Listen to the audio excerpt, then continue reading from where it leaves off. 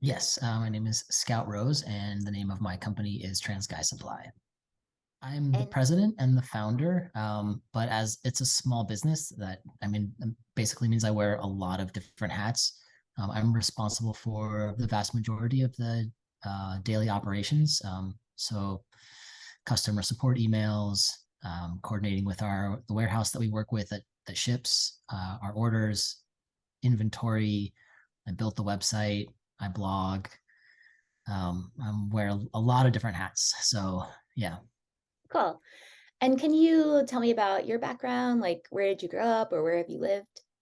yeah. I was born in Texas, in a small town outside of Houston, and lived there until college. I went to college in Atlanta, Georgia.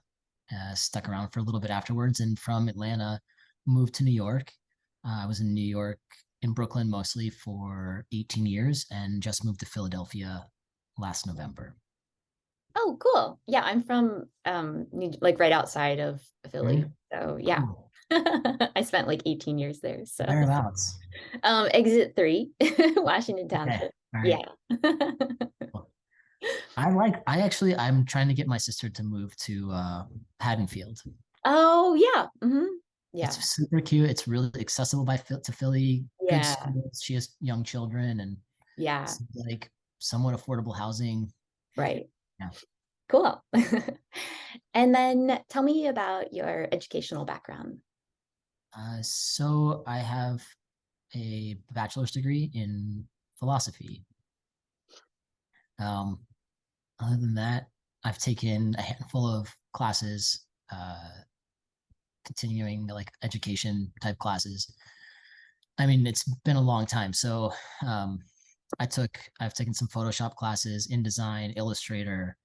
Um, Also, during the pandemic, took a graduate course on gender studies at the Graduate Center of CUNY. Um, but that's the bulk of my education has was a long time ago. Yeah. And what was your Formal education. Yeah. What was your favorite philosophy course? Do you remember or have one or it's a long time ago? It was a very long time ago, but um, I I remember. In particular, I loved Kierkegaard. Um, I was also very interested in Martin Buber. I think both of those could technically be called philosophy of religion. But I really enjoyed the whole endeavor. I actually took quite a bit of brain behavior uh, classes of neuroscience and brain behavior, and loved it. It was just absolutely fascinating to learn about the different parts of the brain and what they're responsible for. Yeah. Yeah. Yeah. It's really kind of amazing like how it all works. It really is. And can you tell me about your professional background? Yes. So I've spent the bulk of my professional career working for a single company. I worked for a coffee company for a decade. Also, have done quite a bit of time in nonprofits, mostly around poverty rights. So I worked for an organization that uh, did support services for shelters that housed single mothers. I worked as an overnight counselor at a homeless shelter for LGBT youth. But for 10 years, I worked for a coffee company in New York City. Started as a barista and worked my way up to a director position. I was their director of retail. Um, and that's really where I got the bulk of my related experience for TransGuy Supply. I built their first e-commerce uh, platform, was also responsible for product development, product design, and also oversaw the managers of the 17 locations. And so got an education in how to look at a profit and loss statement. Yeah, gross profit meetings. So, And how would you describe your gender identity? um, I I would probably say just identify as trans, and that's it. Definitely tried on a number of different hats in my lifetime, and I think I like the fact that just the simple term trans feels like an open and spacious identity and allows me room to for some movement and for some freedom in terms of how I would like to express myself. And then which gender pronouns do you use? I use they them pronouns. And then um, how would you describe your sexual identity? For similar reasons, I identify as queer. Mhm. And then how would you describe your personal clothing style? I saw that question and I didn't prepare an answer. um, I mean, I've definitely gone through a number of different phases in my life. Most recently during the pandemic, I think my gender presentation had like did some shifting, as related to like how I how I dress, the things that I wear, how I adorn myself, etc. And I don't know. I I honestly, I do spend time and energy thinking about my presentation, but it's not something. I mean, also, we all just spent several years indoors where people weren't really looking at us, and so I wear a lot of sweatpants now. And I may not ever go back because I've learned how comfortable life can be. But yeah, I wish I had a better answer to that question, but it's yeah. And then, what was your experience like shopping or using the products that you all offer before starting TransGuy Supply? Hard. Um, I mean, in general, I think that shopping for everyone can be an incredibly alienating experience. That there are very few people out there can who feel uh, attractive and seen, and like these products are made for them when they go to any store. Um, but I think trans people have a really specific relationship to that experience, in part because many of us were forced to wear clothing that we don't we don't see ourselves in, that we don't feel comfortable in. Um, and then even when we are able to make those choices for ourselves, the clothing isn't necessarily made to fit our bodies. And I definitely experienced those things. I also think that there's a learning gap, right? Where I decide, for me personally, where I decided that I wanted to present myself differently, but I didn't necessarily have the tools to figure out how to wear the clothes in a way that I wanted, where the end result was something that was pleasing to me. And that had a lot to do with fit, and not just because of my body, right? But also just because I grew up reading magazines for women, and like 17 magazine was telling me how things needed to fit. And then even when I started to try and tap into more masculine clothing, the advice that is given for men in say like GQ or Details magazine at the time when I was transitioning was all of it was about tailoring and like tight fitting clothes. As someone who was socialized as a woman, as female, I was already wearing tight clothes, but I didn't understand that information, that I actually probably, in order to have a fit that I felt good about, I needed to size up, but I didn't know that. And it took me a long time to figure out. There was a really big learning curve, and I think that it made shopping really difficult and complicated. And I definitely had moments where I would see myself and feel like, oh, this looks good. I really like this. But I needed a lot of help. I dated someone who was a fashion designer. She and her brother had a clothing line, and she would just tell me, she would buy that and buy it in a size large. And I was like, okay. And and it ended up being actually a really good experience for me. I mean, not suggesting that people need to be told what to wear, but that I needed to be pushed um, to try new things because I wasn't achieving the results that I wanted to. And then when it comes to outside of fashion, right, the products that we specifically that TransGuy Supply specifically sells, that I've been a part of in terms of the development and the creation. Um, when I started my transition in, I don't know, almost 20 years ago, um, they didn't exist. The products just simply didn't exist. I think at the time, uh, Fleshlight had created a one. It wasn't a packer actually. It was intended as a gag gift. The Mr. Limpy was supposed to be something funny that people gave to each other at bachelor parties, and transmasculine folks saw that product and thought, "Oh, we can use this for our own purposes." So there was that. I mean, but that shopping experience, um, it's not a dignified one, right? Where you're buying something that is a gag gift, and that's how 100% of the products were when I first started my transition. All of the products that were available to us were things that were designed for other people and other bodies that trans folks realized that we could use for our own purposes as well. Um, yeah, so I mean, so I can't say that I had. I mean, my experience, I think, of these products when I was beginning my transition is so vastly different, I think, than a lot of people today and they're still quite, I mean, there's still a desperate need for more.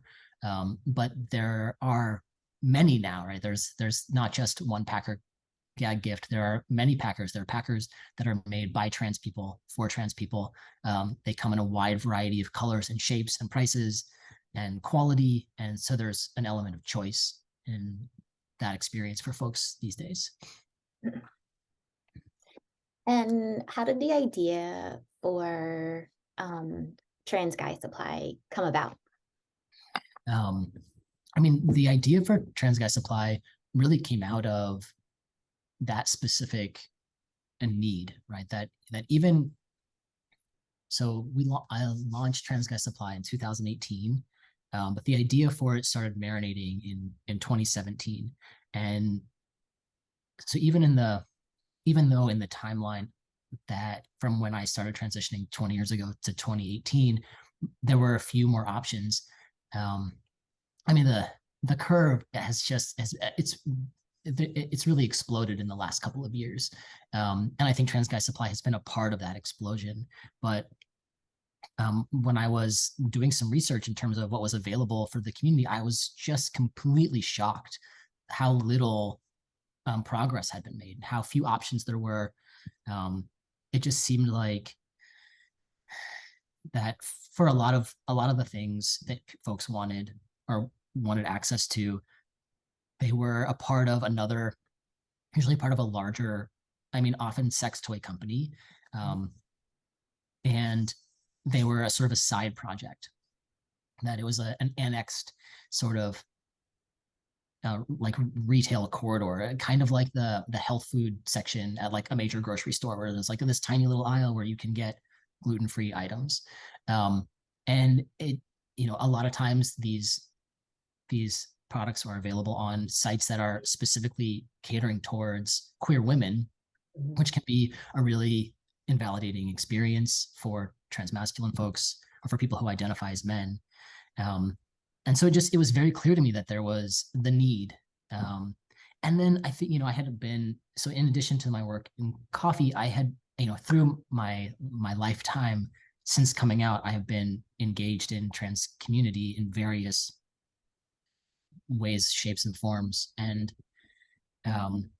including the launch of the very first magazine launch of this magazine called Original Plumbing, which I don't know if you are familiar, but was a transmasculine quarterly, specifically a magazine, a zine for trans guys by trans guys.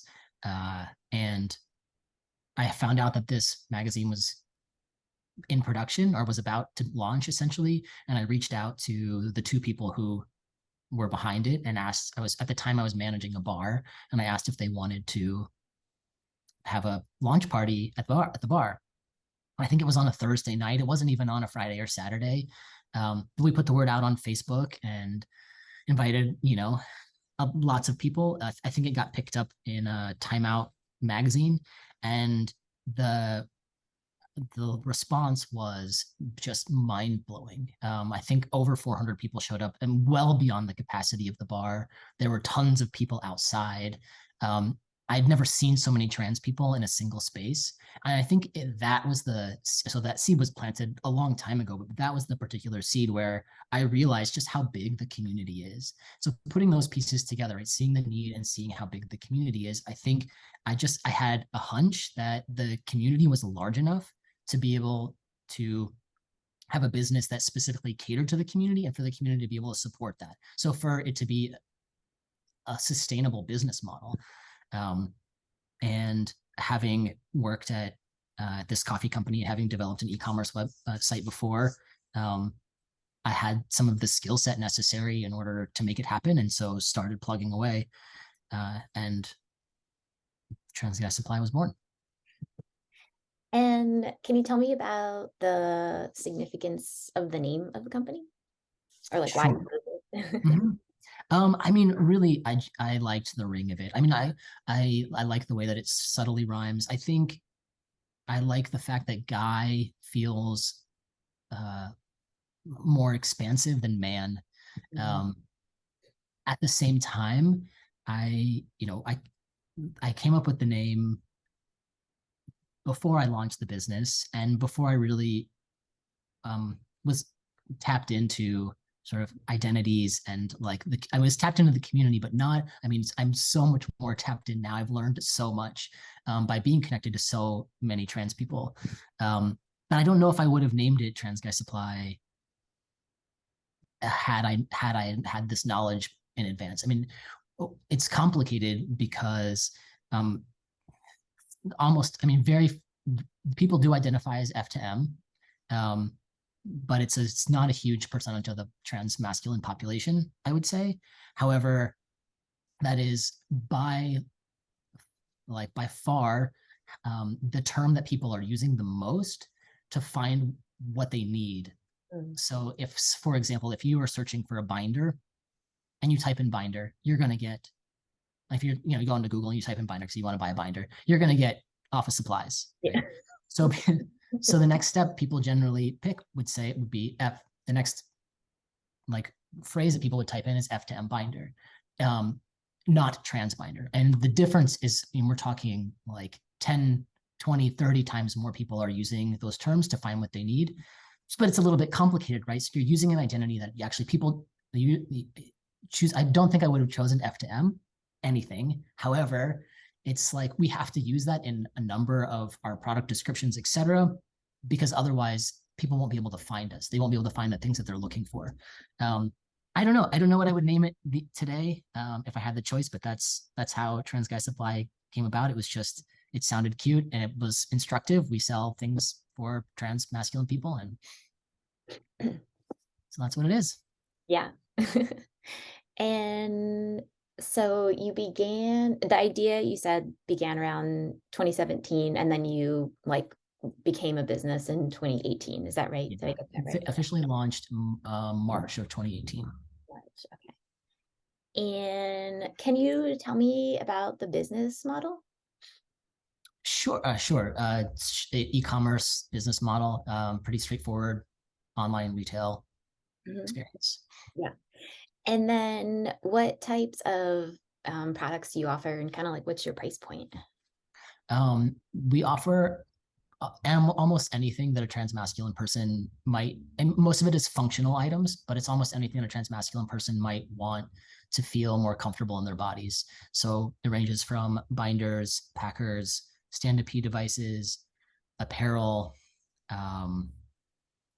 packing swimwear. And the goal is to essentially be a one-stop shopping experience. That if it is related to your gender expression / transition, we want to be able to provide you with those items. Our price point, that's been a huge part of the business. I think it was a big part of my research in terms of product development, specifically looking for stand-up devices that were high quality, that were less than $100. I mean, knowing that that the trans population is incredibly under-resourced. I mean, in the very beginning, I used to get messages from people saying that they were saving up for their first Mr. Limpy, which is a $17 product. And knowing that that's not something that that's not discretionary income that people can just spend. In order to serve the community, I knew that I had to price my items within a specific range. And honestly, I discovered that I would say even like a fairly traditional retail pricing model, I was able to do that, and realizing that so many of the businesses that came before have been pricing them out of reach of a lot of people, because it's a captive audience and because there was very little choice. I think I'm really proud to be able to offer incredibly high quality products at a much lower cost than the majority of our competitors. And so do you ever envision like expanding your offering? Like you kind of mentioned this, Oh like yeah, be a absolutely. one-stop shop. Yes. And you Yes, have a lot of products. we Like, do. yeah. We have a lot of products now, but I have very lofty expansion goals, aggressive expansion goals. I think there's so many things out there that still don't even exist. I mean, TransGuy Supply is part of a handful of companies that are not just selling these things, but are not just selling a slight different iteration of a thing that already exists, but that is actively creating new products. So, for example, as far as I know, have created the first stand-to-pee compatible long johns. We've also launched packing swimwear, which, as far as I know, also is the first of its kind, if not one of the first of its kind. Yeah, and there are so many things that still, I mean, we've been developing packing underwear for people who menstruate for a while now, and hoping to launch those sometime in 2023. But even beyond that, I have so many ideas in my head for products that don't exist, that are completely new, that trans people need, and don't have access to. So, the goal is to be incredibly community responsive, right? To be listening to the needs of the community, to be hearing what the pain points are, what the problems are, and then developing solutions for those problems. And how do you, I think you all might be, the packing swimwear. I think that might be you all. I I don't think there's anyone else who does that. I don't know. I mean, I don't want to say that nobody else does it, because I don't know who all is out there. But as far as I know, we were at least the first. But only as far as I know. It's Yeah. possible that there is. I mean, because trans people are incredibly resourceful, right? So even if we are Yeah. the first people who are creating it on this level, Sure. there may be someone who has an Etsy store who is like taking like orders directly and like hand making these products. And I definitely don't want to discount these makers. Yeah. Yeah. No, of course. Yeah. I was, definitely qualifying that as like commercial, like on on that scale. But certainly, Totally. like individual makers, DIYers, definitely, I'm sure. I'm Like, sure. Yeah. yeah, Yeah. 100%. Like, yeah. And of course, a very valid form of, informal economy, Of course. yeah. Yeah, absolutely. And so, I wanted to ask one follow-up on the last thing you said. Can you talk a little bit about like where you might where you might listen the most to the community to kind of understand what some of those needs are? Absolutely. I mean, people reach out to us directly on a really regular basis. I mean, I think this week alone, right? It's um, Tuesday, and I have received 2 emails this week already regarding ideas for products that we don't, excuse me, that we don't sell, and that, as far as I know, don't exist. And they're not. Some of them are. We get repeat requests on a regular basis, so we know what people are looking for. But also, this last year, we put out a survey. I believe we had 7,000 I think we sent out 7,000 surveys, and I believe we got something like 2 to 3,000 back. I mean, people are really very interested in telling you the things that they would like to see made. It feels like, yeah, we have direct ear to the community. We've also, on occasion, done like Instagram questionnaires, like where do you want to see us grow? Like what should we make next? Mhm. Um, and are getting constant feedback from folks in the community. I mean, we're incredibly connected community. So yeah, it's not difficult to, if you're listening, to Mhm. hear those things. Yeah. Yeah, and it sounds like you're, like, trusted, in many ways, like, having that, like, authentic connection can be Mm-hmm. really meaningful, Mm-hmm. and, like, allowing them to want to talk to you or tell you, like, their needs, which can be really, intimate at times, and Oh, totally, yeah. 100%. Yeah, it can Yeah. be a vulnerable process. Yeah, yeah, yeah, so I Yeah. think it sounds really amazing, and so can you tell me what you said you're the president and founder, that would be, like, your official title. Mhm. And so what would a, typical day look like for you or week, or if it's not typical, maybe just what it looks like for you? Sure. I mean, there are certain things that I typically do on a daily basis, because I am the person who responds to customer service queries. That always comes first. You always want to be responsive to customer concerns, customer questions, customer issues, and that. So when I wake up in the morning, it's the first thing I do. It probably takes between 2 to 3 hours a day. Mhm, Um, After that, then it's wearing a lot of different hats. So on any given day, I may be doing some inventory management, seeing what purchases need to be made. I try and carve out a considerable amount of time every week to blog. The One of my goals is for TransGuy Supply is for it to become a central hub, an information hub that, there are quite a few resources, informational resources for trans people these days, but there, as far as I know, very few or almost no centralized spaces. And if there are, I've found they're either hard to navigate or not in layperson's terms. mm, So, like inaccessible to, I would say, a significant portion of the population.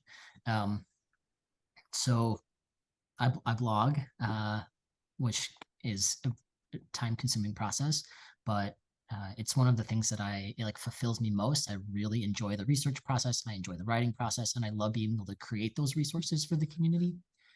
Um, and then uh, another hat that I will wear, usually I'm spending time on usually once a week, if not more, is communicating with our manufacturers who are working on new product development.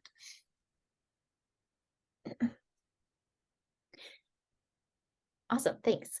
And so you all both manufacture, so you do your own product development, and then you also buy wholesale, is that Yes. Yeah, okay, that's yeah. correct. Yeah. And so, and you said that you're involved in both, are you involved in both of those processes or more on one side or the other? With wholesale, believe that I am 90%, if let's say 90%, of the person who is making buying choices, doing inventory, making orders, like just maintaining those relationships. With product creation, I'm absolutely a part of it. With prosthetics, I have a much like larger hand in that. I did a lot of the initial original R&D for our prosthetics launch, and continue to do so. The garment manufacturing and garment product design, I have participated in, but that's not my area of expertise. Mhm, Um, Although it's been incredibly valuable to have more than one person who can try things on, because our bodies are different, mhm. and give feedback, and what one person likes maybe another person doesn't. And I think having a second opinion is, I mean, it's still, we still wish we had more, but it offers more information, and we're able to create products that are more likely to fit multiple bodies. Mhm, mhm. And then can you talk a little bit about, so you said that you're not necessarily in the garment side, but in like the prosthetic or the product side. And so can you talk about like what that process looks like from start to finish for any Sure. maybe given or Sure. kind of Yeah. like a general overview? I can use our first stand-to-P device as an example. Our first stand-to-P like launch was the STP Freely. And for this one, I literally purchased every stand-to-P device that I possibly could find. Um, some of them, because they were very expensive, I bought secondhand, um, and essentially just started to try and use these products and take notes in terms of what works, what doesn't work, um, and started saying, okay, well, the cup on this is a great size, and this would be, I like the angle of this. And I mean, it was essentially just um, pulling the best pieces of all of the uh, stand-up devices that I had tested. And then it was also talking with our manufacturer, so sourcing a manufacturer, and then speaking to our manufacturer specifically about silicone texture, Mhm. that there's so many silicone products out there, and my experience with the vast majority of the stand-up devices that I was testing was that they were very sticky. Mhm. Um, that they're tacky. They're tacky as in like this. They'll pick hair and will stick to your skin in a way that's potentially uncomfortable, and require powder. But I also know that there's lots of silicone products that have a matte finish and that are very soft to the touch, such as like ice cube trays or like other like kitchen items. And so talk to our manufacturer about experimenting with food grade silicone in order to create a softer product. And then we went through a couple iterations of molds. So how the stand-up device works specifically is, or how any prosthetics works, is that they'll create, our manufacturer had a digital designer to create a digital like product. Um, Once that was approved, they created a sample mold. They created samples, shipped them to us. There were issues, and so we needed to create another. So feedback, change some things in the design, new digital drawings, new sample mold, new samples, and then finally creating production molds. And then creating, after the product is finalized, and creating a packaging for those products. Yeah, I think that's start to finish, and shipping them to the warehouse, and yeah, Yeah. And loading them to then the website, yeah, creating then web filling the pages. orders. Yeah. Yeah.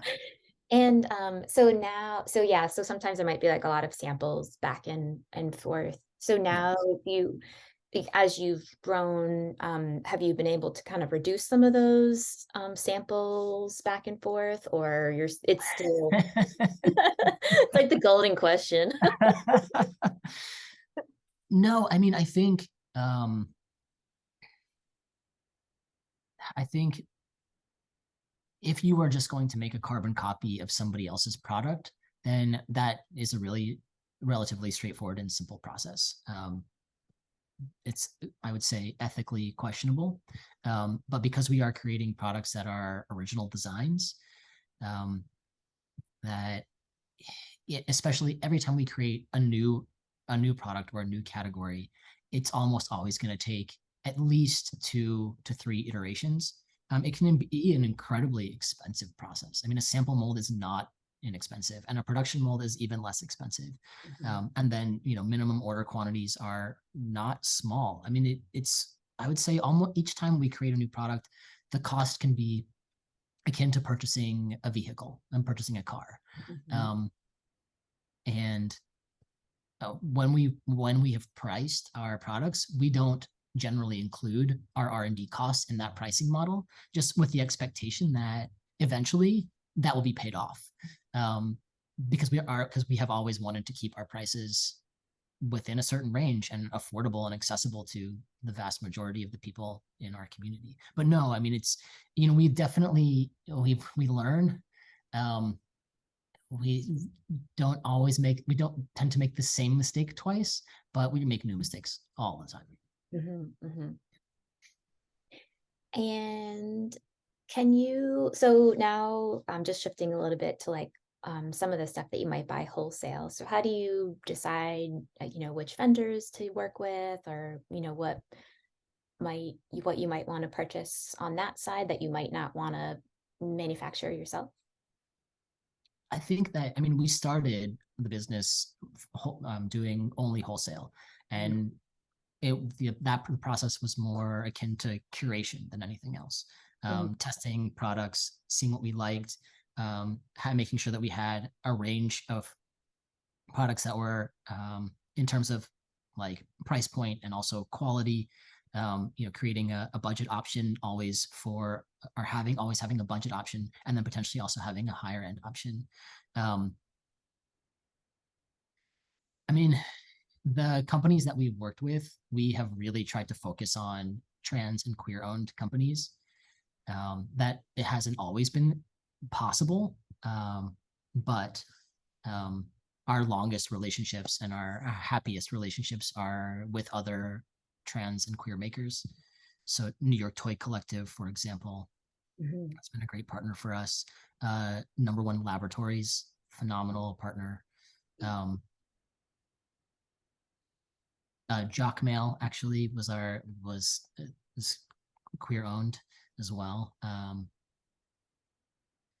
it has been one of our longest relationships. I think, we also, I mean, had, business considerations such as like, the margin, does it make sense for us to do this? Like, we've, in the very beginning, we sold Underworks binders, but we ended up not, we ended up removing them from the site, or not restocking, because the margin on them is very small, and ethically you have to accept returns, right? You can't expect someone to keep a binder that doesn't fit them, because it's potentially unsafe.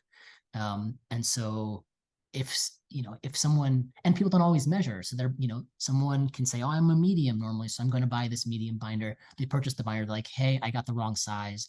You can say, I'd love to help you find a size that fits you. Like, can you give me your measurements, and then guide them to the correct one. But you can't do that for every customer beforehand, unless they reach out personally. And every time there was a return, you lose money. That the profit margin is so small on that product that we were losing money anytime there was a return. And in the end of the day, it wasn't worth it for us. And we had other binder partners, and then also started manufacturing our own binders.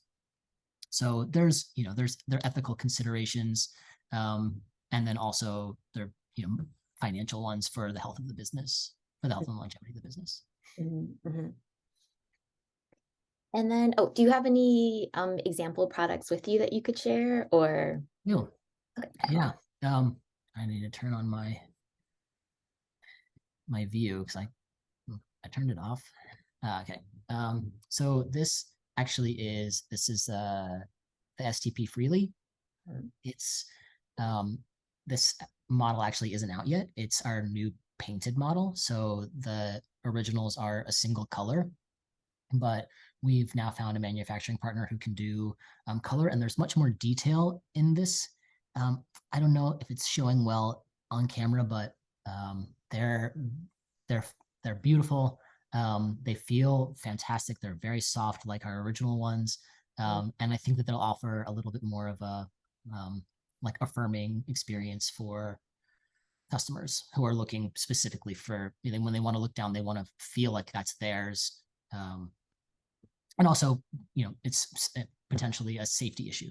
Folks want it to be, like, urinal passable, for example. Mhm. Mhm. This was our first packer. This is called the Number One Trans Packer. So both of these products are very soft for silicone and not sticky. They're like, just like, the texture is fantastic. I remember when I first got the samples, so excited. I remember like saying, these feel so expensive, and knowing that I didn't have to charge an expensive price for them. Um, so Cool, thanks. Yeah.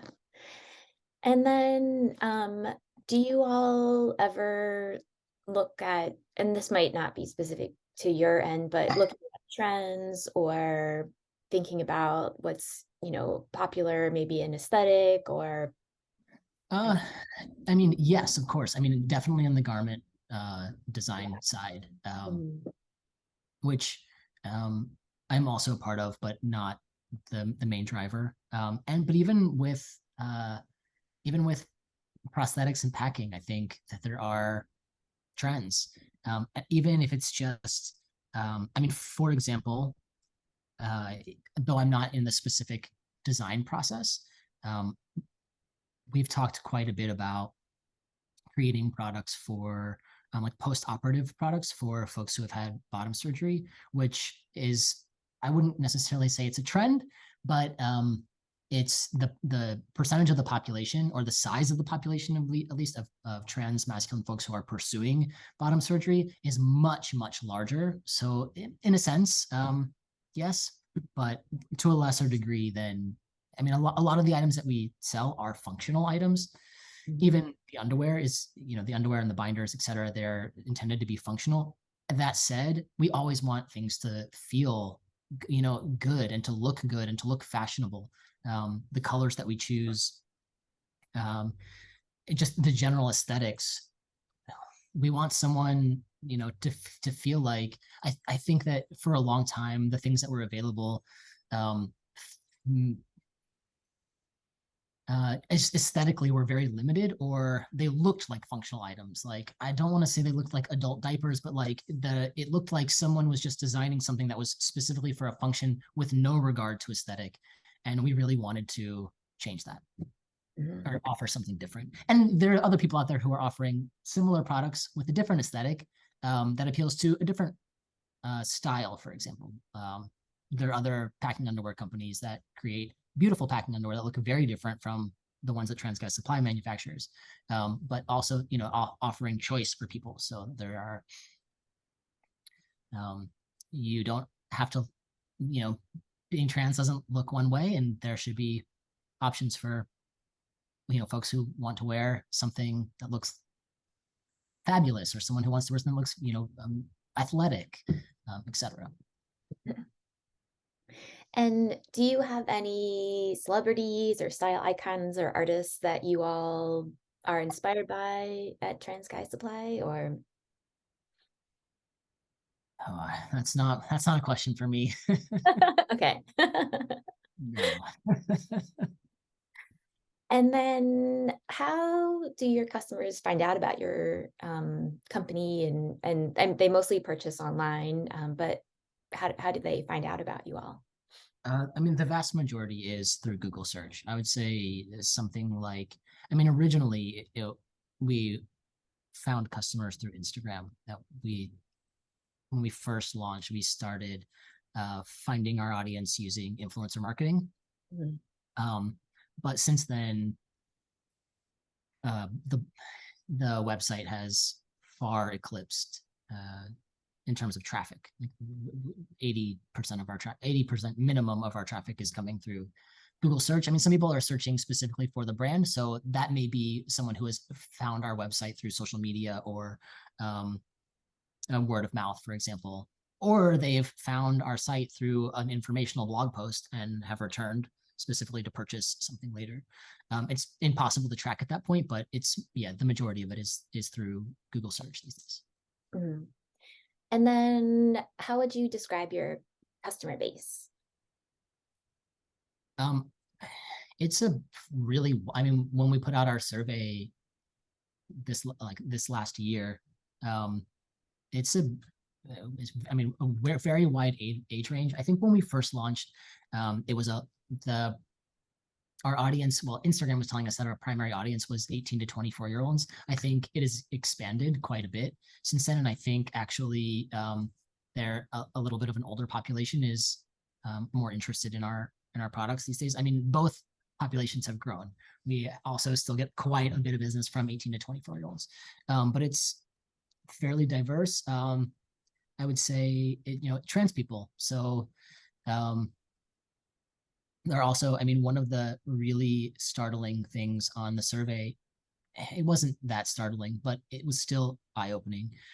We asked folks what their income was, and the to see the percentage of folks who are clearly living under the poverty line or have like are low to no income, the percentage was uh, a considerable portion of our audience.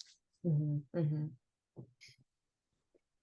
And then how much interaction do you have with your customers, or like who's interacting? I think you said it was you're Yeah, doing it's a lot of that. a ton. I mean, so I the only space that I don't really interact with customers would be like the Instagram DMs. But it's yeah, it's a huge part of how I spend my time is talking to customers daily. It's of all of the things that I do, it is takes up the majority of my time. Mhm, mhm.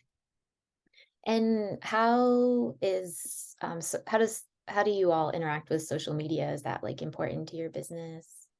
Um, I mean, so as I said before, it is a very small percentage in terms of, I would say, traffic to the website and sales. Mhm, However, I think it is incredibly important from a community perspective. I think that creating a space where trans masculine folks of all bodies and races and even sort of like under this larger sort of trans umbrella can see themselves represented and to see themselves looking like fucking great. That like we love being able to like one of our favorite parts of the businesses are the photo shoots that we've done and being able to create beautiful images of trans people, which I think is fantastic for people to have of themselves, but also I think feels great for people to see, for the world to see, right? For the world to see just how gorgeous we are as a community. Um, yeah. So I would say it's not incredibly important in terms of sales, but I think it's a big piece in terms of, I think it's very important for the community. mhm. And then what type of shopping experience do you want your customers to have? I mean, that was one of the driving motivations for creating TransGuy Supply is that I really wanted to create a shopping experience that felt where people feel safe, where they feel seen, and that feels beautiful. That I mean, for a long time, I used to say, I know I'm not saving any lives by creating a better shopping experience, but I actually think that creating something that is beautiful and that is where people can see themselves, they see themselves represented, they know it's by us for us, and it doesn't look like it's some annex. It doesn't look like it's a side project. The images are clear. The product descriptions are like you feel confident when you're reading these things. It actually does impact how people, I think, feel about themselves. And so it was incredibly important to me to create a shopping experience that looked beautiful and that was easy for people to navigate. Mhm. And what are you most proud of so far in the company? Oh, I actually didn't see that question. Let me think about it. I think honestly, I'm most proud of the blog. I think that it's been a labor of love for me. Um, I have, I mean, I love the fact that I hear from people on a regular basis, like, thank you for writing this article, or thank you for creating these resources. A lot of the things that we write about aren't necessarily related to products we sell. It's just someone has taken the time to do the research, to compile information, and to put it out in a way that is easy to understand and organized. And um, I'm really proud of what it is now, um, and also really excited about what it could be in the future. Mhm. And what has been most successful so far? And in terms of products, Whatever you want to define as successful. I mean, the business has been wildly successful. Yeah. Um, I think I had a hunch that it would be a successful business. I mean, I wouldn't have quit my 10-year, like very well paying job in order to do this if I didn't think that I could pay my bills or sustain myself. Um, however, uh, it's been beyond anything that I imagined in terms of the response from the community. Um, it feels like almost any time we create something new, that the response is immediate. Um, we are always shocked by how quickly things can sell out. I mean, we're continually making larger and larger orders and still selling out before our manufacturers can create more. Um, I mean, yeah, specifically the prosthetics and the underwear have been, there's just been an incredible response to almost any item that we've put out. Um, yeah, and the wild part is that it just keeps happening. It just keeps growing. Um, yeah, I feel like, there, we've had conversations in the past, like, um, just throwing sort of like a sales goal out there for our target for the end of the year, and like not really believing it, and then it happens, and it just happens over and over and over again, and sometimes we don't even really understand why. That we've had annually, we have these huge sort of spikes around the holidays, and every year thus far, we've had the spike, and the spike doesn't go back down after the holidays are over. And we don't know why that's happening. I mean, we can guess, but it's the business has just been wildly successful, and I don't know if I could pinpoint the single part of it that's been the most successful. And then were there any initial aspects when you started the company that surprised you? Initial aspects? Yeah, or just like things in the beginning that were surprising that like you didn't think would happen. I mean, I think the pace of the success has probably been the most surprising. I mean, I've worked in customer service for a very long time. I think I had a really good idea of what to expect. I've done e-commerce. I worked in coffee, not prosthetics and underwear, but they're not wildly different in terms of just the day to day, the things that you handle.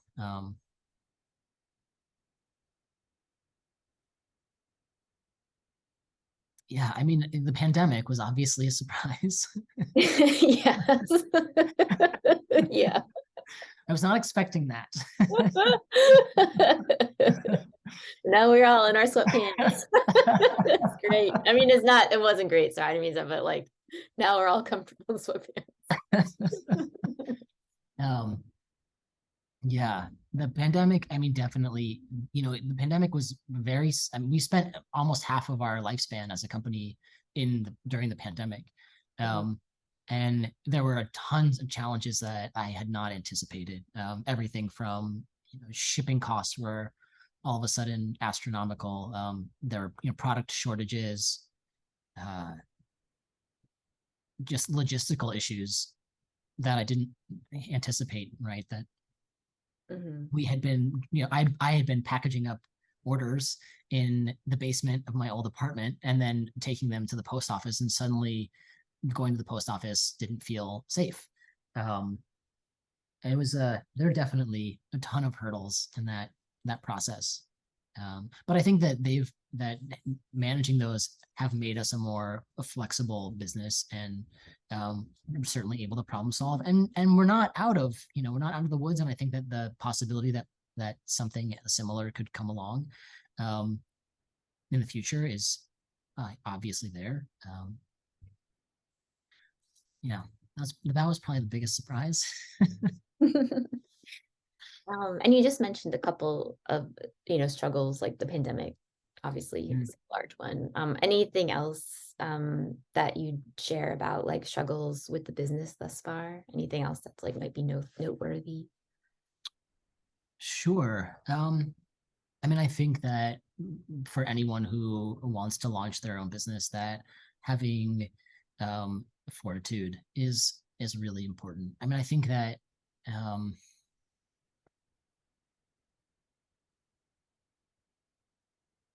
I mean, yeah, in addition to I mean, I like you're going to be challenged as a person every day. And I think that for me at least, like knowing my why has been like knowing why that I do the work that I do and like what the purpose of this business is has been the thing that has gotten me through so many of the daily sort of struggles and challenges.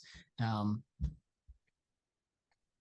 yeah, keeping to the forefront that like this is a service to the community and that I obviously need to take care of myself and my mental health and also be cognizant that the things that we are providing for people that people will they will it can be stressful. You order a binder, you feel like you need that binder yesterday. Um, and so having compassion and knowing that like people are coming from this space and having experienced those things also firsthand in my past, have also enabled me to have a deeper understanding. But I think that, yeah, like any business, you're going to have a lot of challenges. And I think that the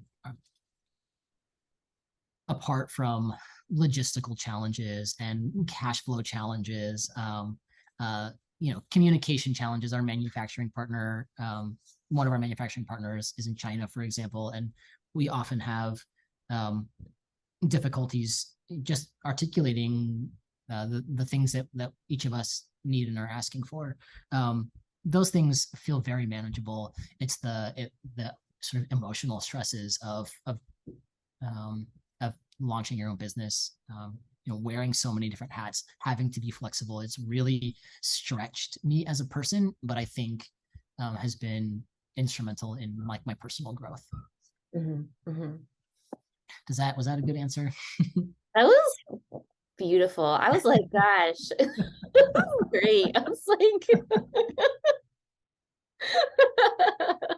Okay, good.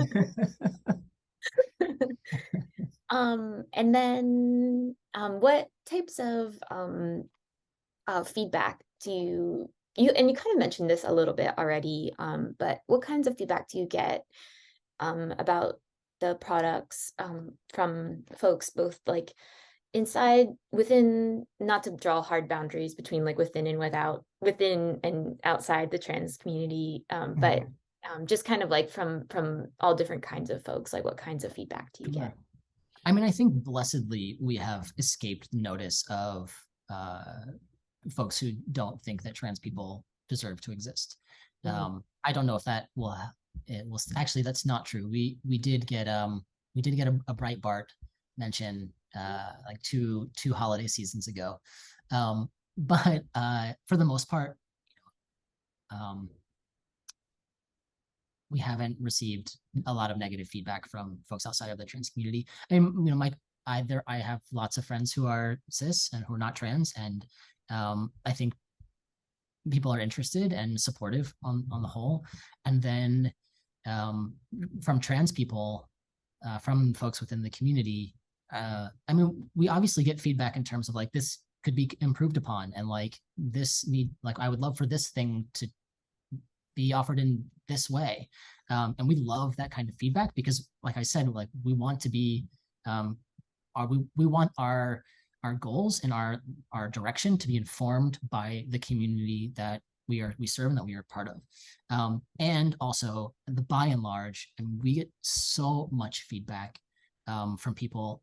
I used to say that we're not saving lives. I mean, I get emails from folks on a regular basis saying, "This product saved my life," like, or this product changed my life, or this product makes me feel so safe, or now I know what gender euphoria feels like, or this product changed the way that I have sex. I mean, things that are deeply personal and impactful in someone's experience and how they relate to themselves and their bodies and their health. If the feedback for the most part has been, I'm incredibly appreciative, which is also, that's fodder to keep going and to keep, no matter what the challenges are, it makes facing the challenges a lot easier.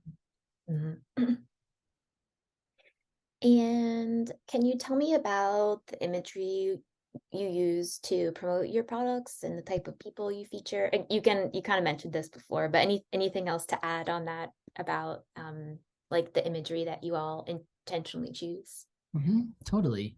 Um, yeah, I mean, we've made a really concerted effort to show a wide range of bodies, gender expressions, races.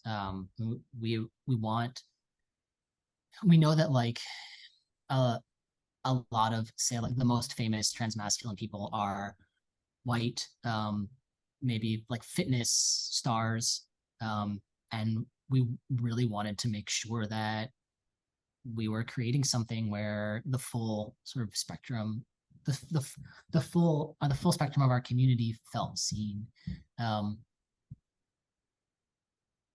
yeah, I mean, I think that there's always work to be done, and ways in which we can continue to improve that.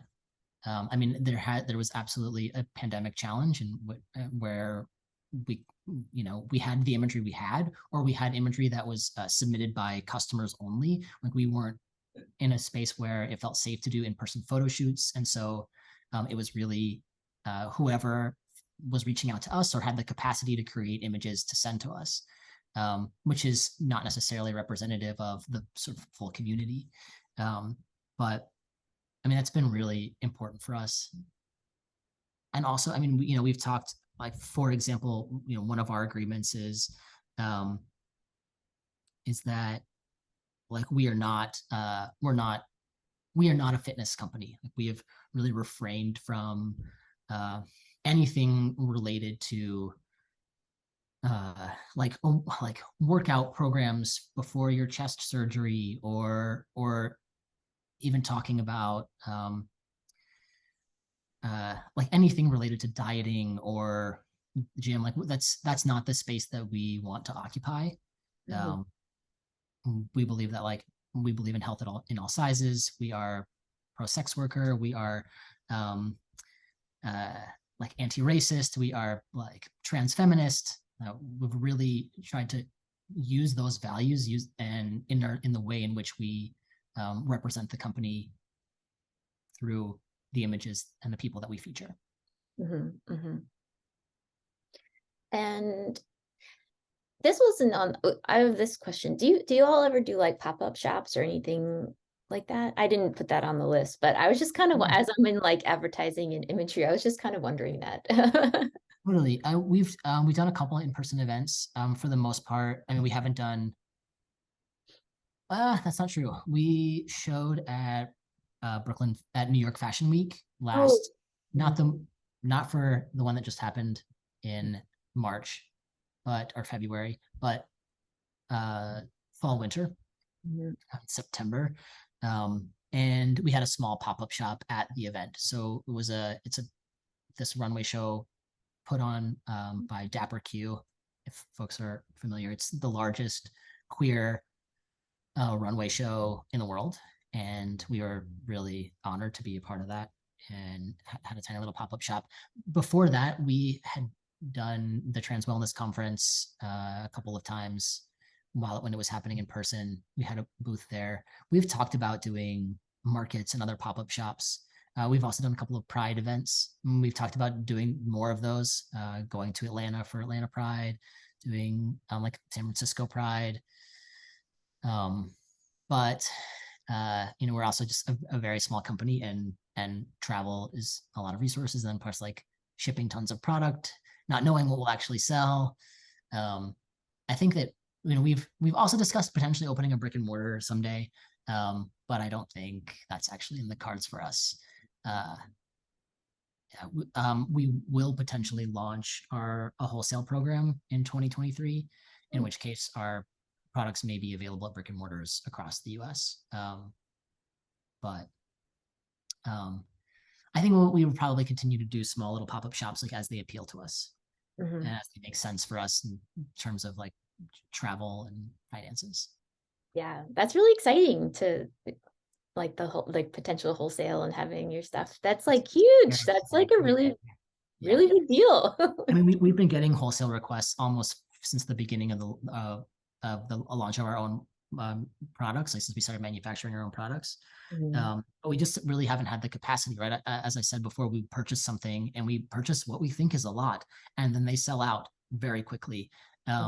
And so we're almost, catching up to ourselves. We don't, it always costs capital, right? We have you know, a lot of money, that cash that's not available to us because it's in an order. Say it's like for our underwear, for example, we make 2 orders per year. We make a spring summer order and a fall winter order, but we pay for that, almost 6 months before it's available to the consumer, Mhm. which means that's a lot of cash that's tied up. So it's, we make as big as orders as we can afford, and then uh, it's still not enough. And so I think that, we decided early on, that it made more sense to try and catch up with our own customer base first before we sold to other brick and mortars, to other companies. But at the same time, I think that it's going to be like phenomenal for the community to be, for folks to be able to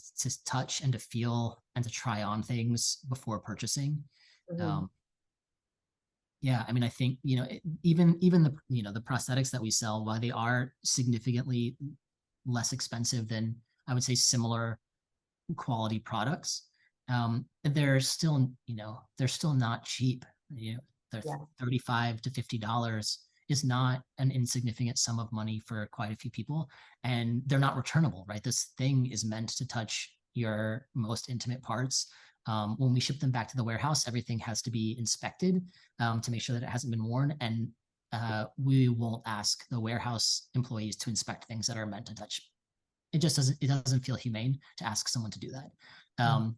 And so they're not returnable. And that can be, if you purchase something, you spend $50 on something that ends up not being the right skin tone color for you, or because your screen, it was showing a different color, or you made an assumption. And I mean, there are all sorts of reasons why I think having the ability for someone to see and to touch and to feel the product in advance is going to be an incredible, uh, uh, like, offering for the community. Mhm. Asset. Yeah.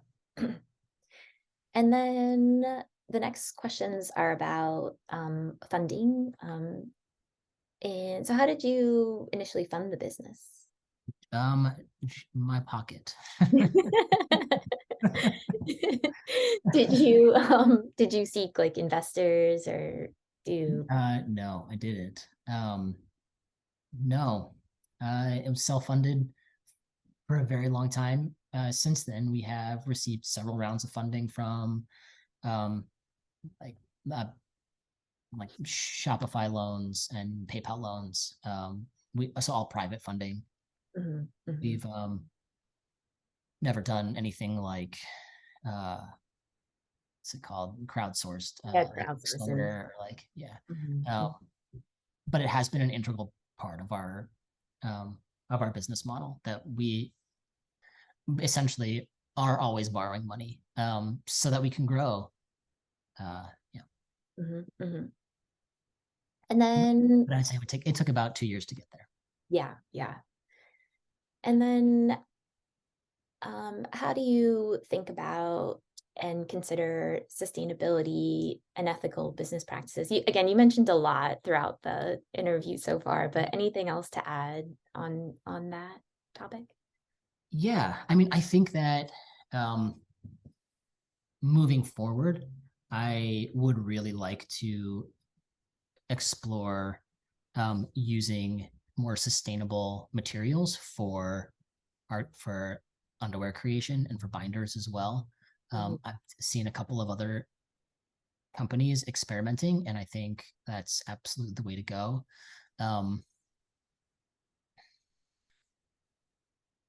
yeah, I mean, we absolutely, so we're also working with our like our essentially, it's our shipping insurance company to, basically become carbon neutral. Mm.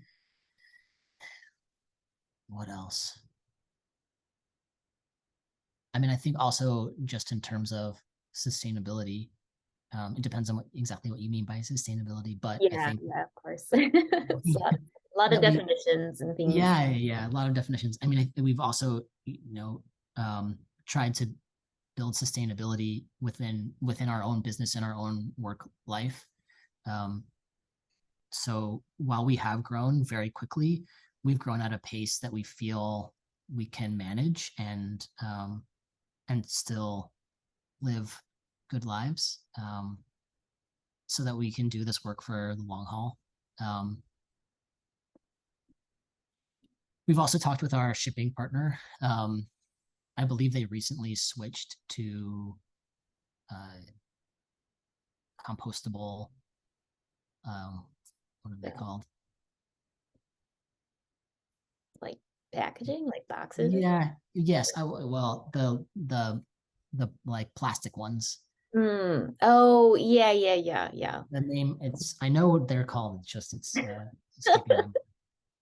Yeah. I mean, I think that um, I think we, like, as a company, ethically, we are very interested in continually looking at new ways in which our products can be um, sustainable, for the environment. And yeah. Yeah.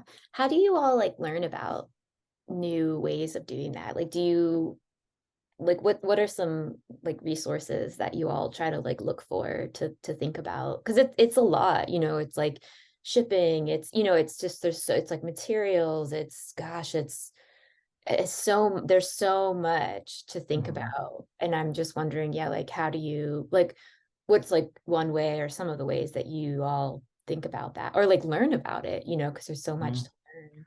I mean, we're taking our cues often from other people in the industry, and essentially, if we see someone who is, providing something that seems like it's like interesting in terms of sustainability, we definitely want to take a look at that. Think that, and in this sort of arena, we are not industry leaders.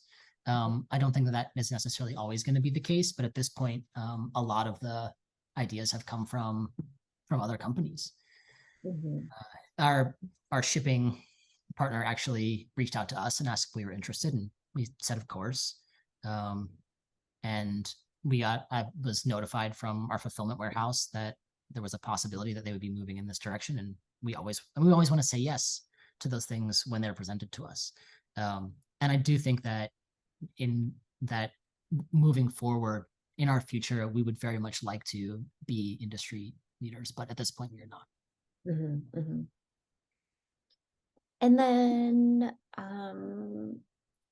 what types of community outreach are you all involved in or like want to be involved in? Um, and what do you mean by community outreach? I guess I feel like you guys kind of just do it. You all just kind of do it in general because you're like focused on the community. But like, I don't know, sometimes folks like intentionally partner with different spaces or um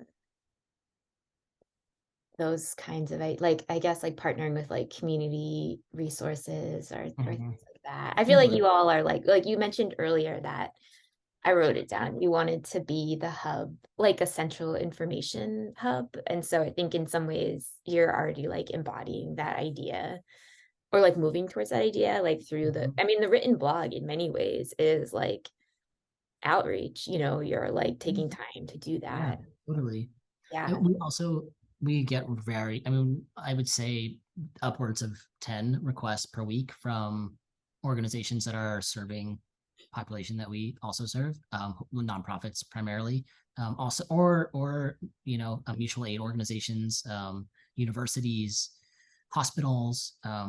We get so many requests for donations, and we always try to say yes. If we can say yes, we say yes. There have obviously been situations where folks are asking for a much larger sort of quantity than we're able to provide, but Mhm. um, I probably should sometime make a list of all of the folks that we that we work with, but we don't currently, except for we work with the trans health branch of the Cincinnati Children's Hospital for binder donation. anytime someone wants to donate a used binder, we will send it to the Cincinnati Children's Hospital. Um, we also partner with a production company, a film production company called Mala Forever to fund. We co-fund micro grants for trans, non-binary women and people of color. And I feel like there's one I'm forgetting. Um, yeah, it has escaped me. But I mean, we we would love to be able to continue to expand our that sort of those ways in which we are connecting with and impacting the community. Um, I think as we grow, we will continue to say yes to all of any opportunity that we like feel we are able to. Mhm. And then at the end, we always ask, is there anything else that we didn't cover that would be helpful to know about your company and how and why it started and its interrelationship to like the queer and trans community, like your background or your story, or just anything else that you'd want to add? Sure. I mean, I think maybe just reiterate that like TransGuy Supply is intended to be responsive to the community, and we want to hear from the community. We want to know how we can improve. We know we are not perfect. We know that the products that there are products to be made. There are improvements to happen. There are ways in which we can be more sustainable that we are really interested um, in hearing from folks, and that's so it's invaluable for us.